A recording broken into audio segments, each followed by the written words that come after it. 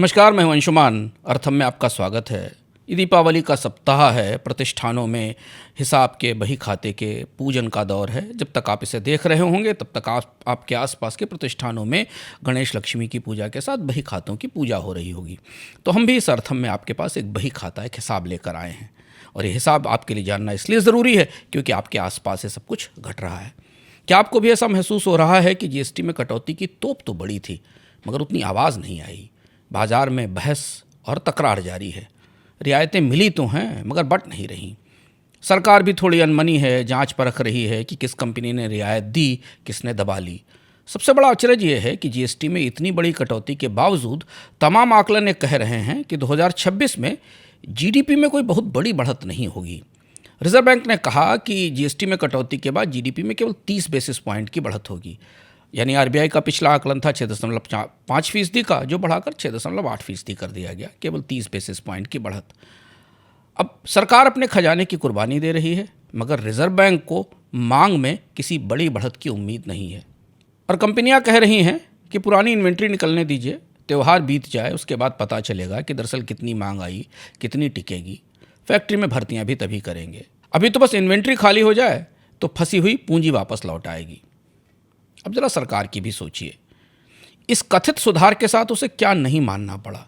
उसे मानना पड़ा कि 2017 का जीएसटी पूरी तरह ठीक नहीं था। और दूसरा सबसे बड़ा सच कि भारी टैक्स के कारण खपत टूट रही है। आप यकीन करेंगे कि भारत में हाल के दशकों में सबसे बड़ी टैक्स रियायत है।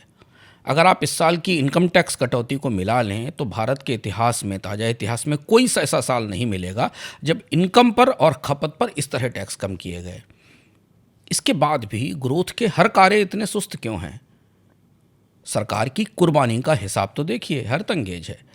अगले वित्त वर्ष में राज्यों को कुल राजस्व का करीब 15% हिस्सा इस कटौती की भेंट चढ़ाना पड़ेगा। इस कटौती से इस साल यानी 2025-26 के साल में केंद्र और राज्य का साझा राजकोषीय घाटा 9% से ऊपर होगा। इकरा का एक ताज़ा विश्लेषण आया जो बताता है कि अगली छमाही में सरकार को होने वाला नुकसान जीडीपी का करीब 1.34% है। जबकि अगले पूरे वित्त वर्ष में जब जीएसटी की रियायतें पूरी तरह लागू होंगी, क्योंकि इस समय तो अभी केवल 6 महीने का आकलन उपलब्ध है, तो ये नुकसान 2.73% होगा। तो क्या हम 1981 के रोनाल्ड रेगन के सुधारों जैसा हाल देखने जा रहे हैं, जब टैक्स कटौती के बाद भी अर्थव्यवस्था की ग्रोथ बैठ गई थी? या फिर ये 2017 में डोनाल्ड ट्रंप की टैक्स रियायतों जैसा होने वाला है, जब टैक्स की कटौती के बाद पहले ही साल अमेरिका का राजस्व करीब 31% ढह गया? या फिर हम कोबरा इफेक्ट देख रहे हैं? यह सिद्धांत जर्मन इकोनॉमिस्ट हर्बर्ट सीबर ने बनाया था, जो भारत में ब्रिटिश राज के दौरान लिए गए एक फैसले से जुड़ा है। बताते हैं कि ब्रिटिश राज के दौरान दिल्ली के आसपास कोबरा सांपों की तादाद इतनी बढ़ गई कि उनको मारने पर इनाम मिलने लगा। लोग सांप पालने लगे और उन्हें मारकर इनाम लेने लगे। अर्थात ऐसा ही कुछ होने वाला है जिसमें कंपनियां रियायत पचा जाएंगी, मांग जस की तस रहेगी और सरकार का राजस्व भी निचुड़ जाएगा। जीएसटी की रियायत का यह हिसाब बड़ा सनसनीखेज है। कटौती से होने वाला नुकसान जीडीपी का 1.34% है, यानी सरकार के राजस्व को होने वाला नुकसान 1.34% है, मगर जीडीपी में बढ़त केवल 30 बेसिस पॉइंट की है, 0.30% की। अगर ऐसा सच है और ऐसा होता है तो त्यौहार गुजरते ही अगले कुछ महीनों में सरकार की तरफ से कमाई के नए जुगाड़ तलाशने की चर्चा चल पड़ेगी।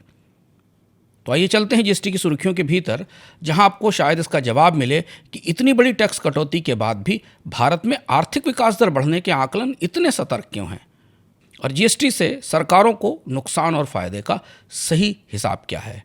और यही है इस दिवाली पर जीएसटी का बही खाता। पहला सवाल आपके दिमाग में होगा कि जीएसटी की कटौती क्यों भारत की अब तक की सबसे बड़ी टैक्स रियायत है। दरअसल कई उत्पादों पर भारत में टैक्स की दर आसियान और चीन से भी कम हो गई है। यानी कंजम्पशन पर अब भारत में जो टैक्स पे किया जा रहा है या लोग दे रहे हैं वो आसियान और चीन देशों से भी कम है। 2017 में जीएसटी शुरू होने के बाद ये सबसे बड़ा बदलाव हुआ है। और इसमें सबसे बड़ा चेंज ये है कि 391 वस्तुओं के टैक्स रेट कट किए गए हैं। इन पर मीडियन टैक्स दर जो 12% थी वो घटकर 5% हो गई है। 12% टैक्स वाली 70% वस्तुओं को 5% के दायरे में लाया गया है। यानी अब करीब 79% वस्तुएं, 79% वस्तुएं केवल 5% के स्लैब में हैं। इससे यकीनन चीज़ें सस्ती होंगी और टैक्स प्रणाली आसान होगी। इस टेबल को आप करीब से देखिए तो इस कटौती को आपको का दायरा आपको समझ में आएगा। ध्यान से देखिए, 12% टैक्स स्लैब को पूरी तरह ख़त्म कर दिया गया। इसे 5% या 18% में मिला दिया गया। 12% की दर के कारण वस्तुओं के वर्गीकरण में उलझन और अनुपालन में सबसे ज़्यादा परेशानी होती थी। और ये शायद सबसे बड़ा बदलाव है जो आपको सुर्खियों में नहीं दिख रहा होगा कि नई संरचना के तहत भारत में एवरेज जीएसटी दर 2024 में 11.64% से घटकर 2017 में सिंगल डिजिट में 1 अंक में आ जाएगी, जो कि 2017 में जब जीएसटी लागू हो रहा था तब 14.4% थी। इस तरह औसत जीएसटी के मामले में अब भारत में वैट चीन से भी कम हो गया है कई उत्पादों में। इस बदलाव का सबसे ज़्यादा फ़ायदा रोज़मर्रा की ज़रूरी चीज़ों पर होना चाहिए। हेयर ऑयल, शैम्पू, साबुन, पैकेट बंद नमकीन, बर्तन, सिलाई मशीन, मक्खन, घी, चीज़ जैसी चीज़ें जो पहले 18 या 12% के स्लैब में थी, अब 5% के दायरे में आ गई। कीमतें घटी कि नहीं, इसकी तलाश चल रही है। आप भी देख रहे हैं, समझने की कोशिश कर रहे हैं। सरकार को भी लग रहा है कि कुछ जगह चीज़ें घटी हैं, कुछ नहीं घटी हैं, और ये इसके नतीजे थोड़े समय में सामने आएंगे। इसके अलावा कई क्षेत्रों में इन्वर्टेड ड्यूटी स्ट्रक्चर, जहां कच्चे माल पर ज़्यादा और तैयार उत्पाद पर कम टैक्स लगता था, इस समस्या को भी ठीक किया गया है, जिससे छोटे निर्माताओं को राहत मिलेगी। मगर अब आपका अगला सवाल होगा कि 40% का स्लैब कहां से आया। इस पर काफ़ी बड़े सवाल हैं। आखिर ये जो सबसे ऊंची दर थी वो 28 से 40 क्यों हो गई? दरअसल यही सरकार का मास्टर स्ट्रोक है। 40% की विशेष टैक्स दर की शुरुआत रणनीतिक है, क्योंकि राज्यों को जो मुआवजा दिया जा रहा था उसके बदले जो सेस लगाया गया था उसकी अवधि अगले साल खत्म हो रही है। राजस्व का नुकसान रोकने के लिए सबसे ऊंची स्लैब को और ऊंचा करना ज़रूरी था। 28% को 40% पर ले जाना ज़रूरी था। कहने को यह नया स्लैब विलासिता और नशे से जुड़ी वस्तुओं पर है, और स्लैब के दायरे में केवल 5% वस्तुएँ आती हैं। मगर इनकी सूची गौर से देखिए। इसमें पान, तंबाकू, नशीले पदार्थ हैं, महंगे वाहन हैं, 1200 सीसी से बड़े इंजन वाली कारें हैं, 4000 मिलीमीटर से लंबे वाहन हैं, व्यक्तिगत विलासिता की निजी उपयोग की चीज़ें हैं, चीनी और कैफीन युक्त पेय पदार्थ हैं। ये महत्वपूर्ण बात है समझने वाली कि इन सभी चीज़ों पर कीमतें बढ़ने से मांग कम नहीं होती, क्योंकि इनमें कुछ नशे की चीज़ें हैं और कुछ ऐसे उत्पाद हैं जैसे कि महंगे ऑटोमोबाइल जो उन वर्गों के लिए हैं जिन पर कीमतों का बड़ा फर्क नहीं पड़ता, और वे थोड़ी बहुत ज़्यादा कीमतों पर भी से खरीद सकते हैं। अधिकांश विलासिता वाली वस्तुओं पर प्रभावी टैक्स दर पहले के स्तर के समान है, इसलिए मांग में कोई बड़ी गिरावट नहीं आएगी और सरकार को राजस्व मिलता रहेगा। दरअसल 40% की जीएसटी दर को लेकर सरकार ने ऐसा ही सोचा था जब 22 सितंबर को इसे लागू किया गया, लेकिन पिछले 15 दिन के जो आंकड़े मिल रहे हैं उससे ये अनुमान पटरी से उतर रहा है। टैक्स की कटौती के बाद छोटी कारों की मांग तो बढ़ी है, वहाँ कीमतें भी घटी हैं, मगर महंगी कारों को लेकर मांग का उत्साह नहीं है, जहाँ से 40% वाला ज़्यादा राजस्व आना है। जीएसटी काउंसिल ने अधिकांश वस्तुओं पर मुआवजा सेस को बंद कर दिया है, लेकिन सिगरेट, जर्दा और चबाने वाले तंबाकू और बीड़ी पर जब तक इससे दिए गए कर्ज जो राज्यों को दिए गए थे घाटा भरने के लिए उनको पूरी तरह चुकाया नहीं जाता, तब तक ये दर उस पर जारी रहेगी। अब अगला सवाल ये कि इस कटौती से खपत और मांग क्यों नहीं बढ़ती दिख रही, जीडीपी क्यों नहीं बढ़ रहा? टैक्स कटौती का ढांचा कुछ इस तरीके का है कि ग्रामीण बाजार को दोपहिया वाहनों और शहरों को इलेक्ट्रॉनिक्स व एफएमसीजी की कीमतों में कमी का लाभ मिलना चाहिए, मगर अच्छे ब्रांडेड कपड़े सस्ते नहीं होंगे। मैनमेड फाइबर्स पर जीएसटी कम होने से निर्यात को लाभ मिलेगा। सीमेंट पर टैक्स कम हुआ है, 28 से 18 हुआ है, तो आवास की लागत कम होनी चाहिए, कम से कम 8 से 10% के आसपास।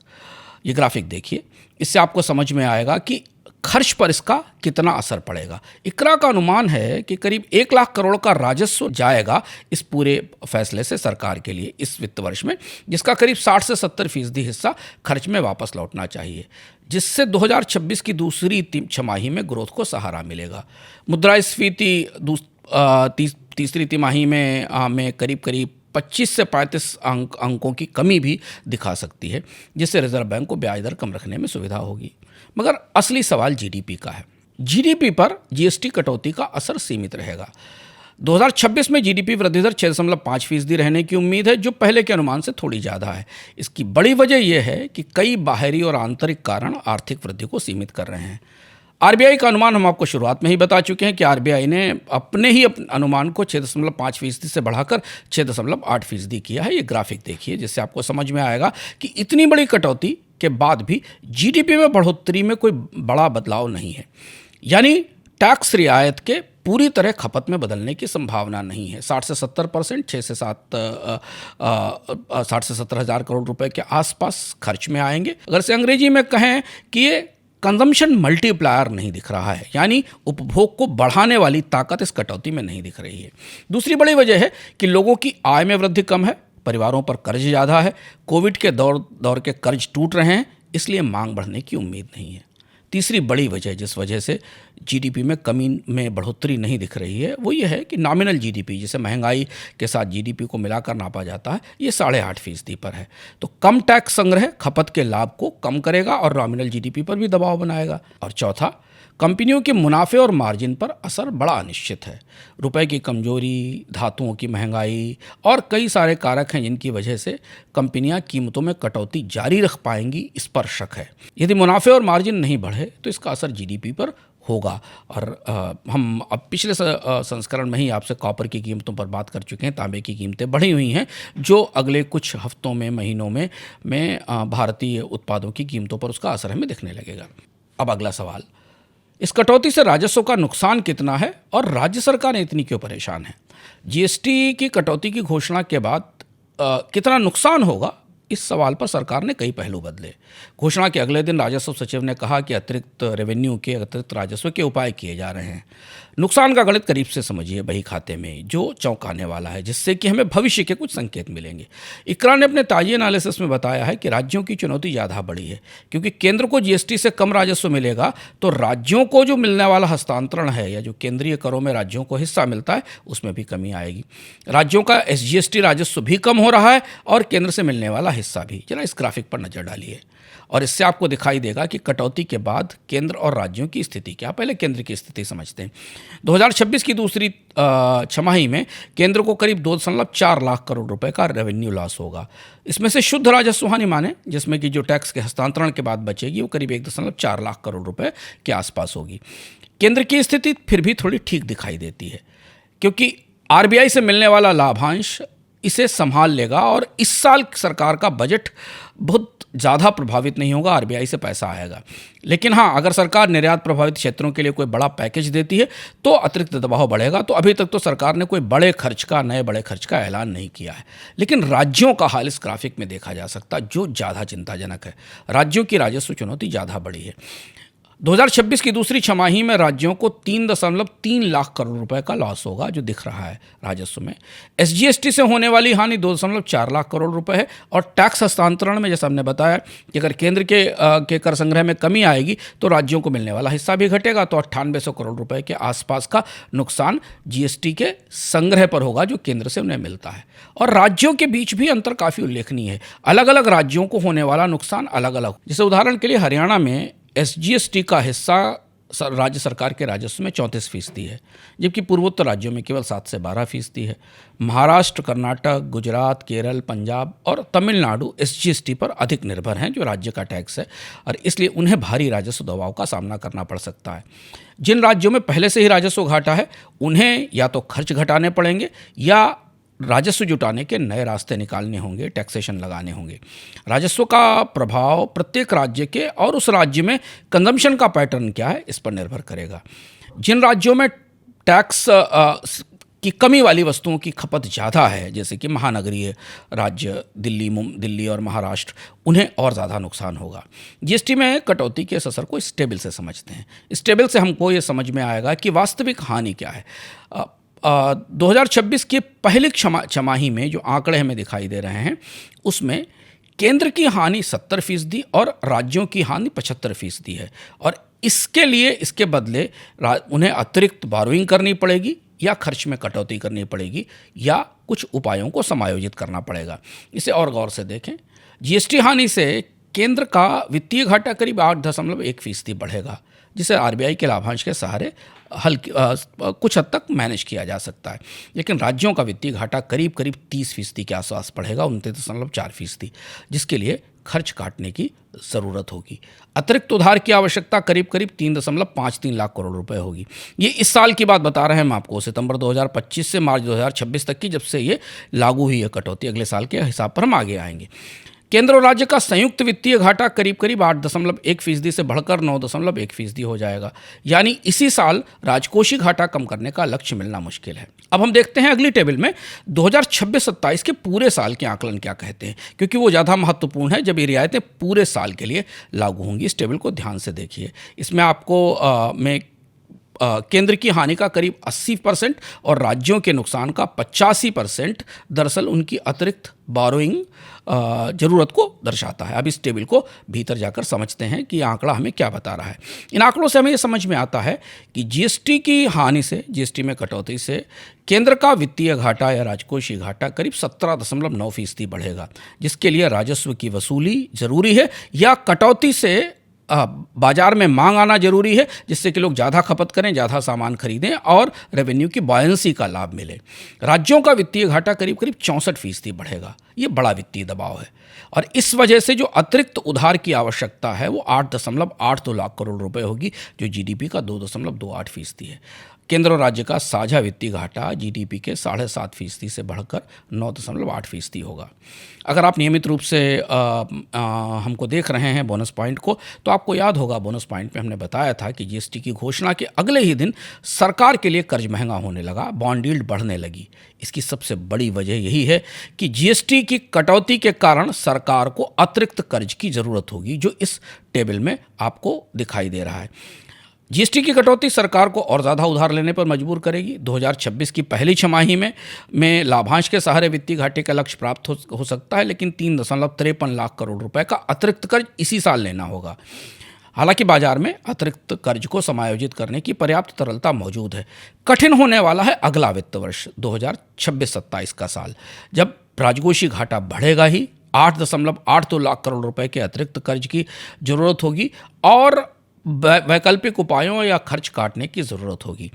उधार ज़्यादा बढ़ेगा तो निजी निवेश के लिए संसाधन बाजार में उपलब्ध नहीं होंगे। यकीनन इस हिसाब के बाद आपका सवाल होगा कि क्या नुकसान की भरपाई के लिए सरकारें कुछ करेंगी? कौन से नई चीज़ें कर सकती हैं सरकार नुकसान की भरपाई के लिए?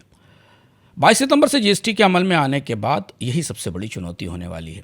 सरकार में अंदर खाने तैयारियां जारी हैं। एक तिमाही के मांग के आंकड़े और बिक्री के आंकड़े देखे जाएंगे। जीडीपी में अगर कोई खास बढ़त नहीं दिखती, नॉमिनल जीडीपी कमज़ोर रहता है, तो नए राजस्व उपाय करने के लिए सरकारें मजबूर होंगी।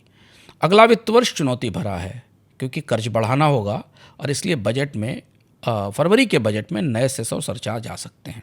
ये ध्यान देना ज़रूरी है। सरकार ने 2026 में अलग अलग सेस से करीब 4.18 लाख करोड़ रुपए के राजस्व का लक्ष्य रखा है। जीएसटी मुआवजा का जो कंपेंसेशन सेस है उसके खत्म होने के बाद अब सरकार को नए विकल्प ढूंढने पड़ेंगे।